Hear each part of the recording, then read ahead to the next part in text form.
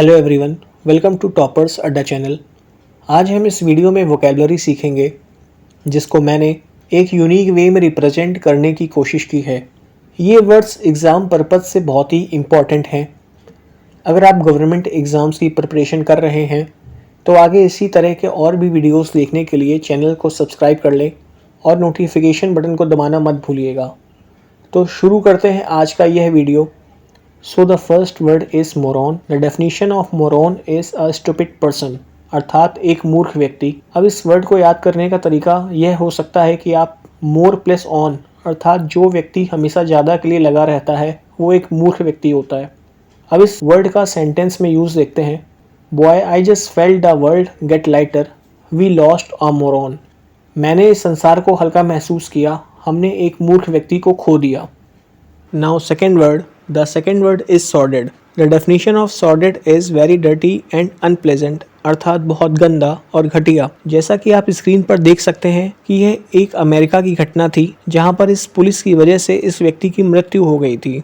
अब आप इस वर्ड को भी दो पार्ट्स में डिवाइड कर लीजिए, सॉर और डिड में, जहां सॉर को सिर से और डिड को डिग से कनेक्ट कर दीजिए। कहने का मतलब है कि जब सिर को डिग कर दिया जाता है तो सांस की कमी हो गई और व्यक्ति की मृत्यु हो गई। यह काफी घटिया था। अब आपको यह याद हो गया होगा। इस वर्ड का सेंटेंस में यूज देखते हैं। US magazine is also reporting plenty of सॉर्डेड details. अर्थात यूएस मैगजीन बहुत सारी घटिया बारीकियों को रिपोर्ट कर रही है। अब आते हैं तीसरे वर्ड की ओर। तो यह वर्ड है retort.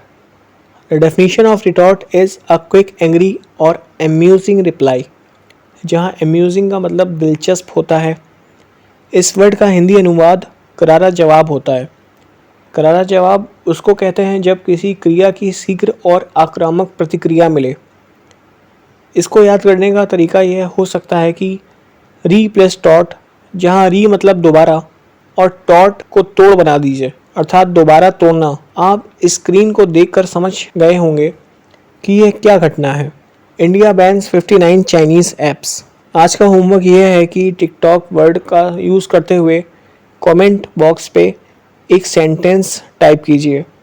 Fourth word is Valiant. The definition of Valiant is full of courage and not afraid. अर्थात पूरे साहस से और बिना डरे। इस वर्ड को आप इस तरह याद करिए कि एक वैली पर एक एंट चढ़ जाती है अर्थात बहुत साहसी कार्य है। The use of this word in sentence is both were eager and Valiant warriors. Hindi मतलब है दोनों उत्साही और बहादुर योद्धा हैं, जहाँ ईगर का मतलब उत्साह है। Fifth and last word is resurrect. The definition of this word is to bring back something that has not been used और has not existed for a long time.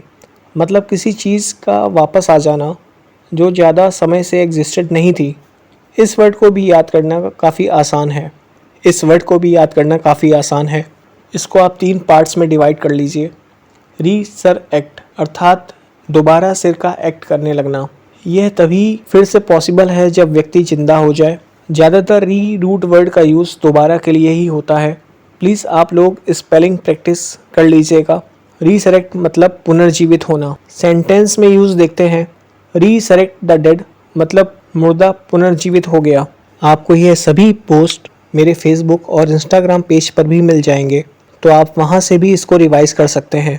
Facebook और इंस्टाग्राम का link आपको नीचे description में मिल जाएगा। Thanks for watching this video.